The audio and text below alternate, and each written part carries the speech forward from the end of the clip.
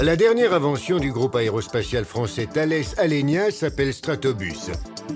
Sa mission est d'augmenter la sécurité et de procurer un Internet mobile à partir de 19 ou 20 km d'altitude. Le Stratobus est un mélange de différents objets volants, un mélange composé d'un satellite et d'un drone.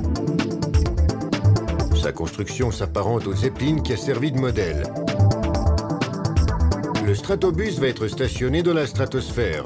Il pourra ainsi fournir des images de plus haute résolution qu'un satellite conventionnel qui tourne autour de la Terre à une distance bien plus éloignée.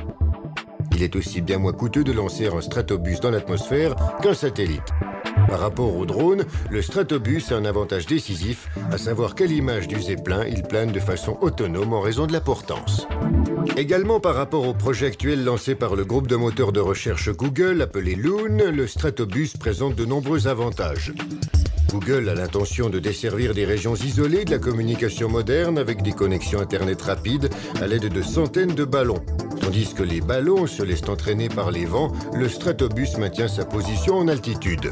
Outre la possibilité de se maintenir en position, il peut être utilisé pour toutes sortes de missions. Il peut fournir des images de régions à conflit, peut surveiller les frontières ou livrer des photos de catastrophes naturelles. Le Zeppelin a servi de modèle au Stratobus. L'aéronef géostationnaire construit par le comte Ferdinand Graf von Zeppelin a été utilisé entre 1900 et 1940 pour le transport de passagers et pour des missions militaires.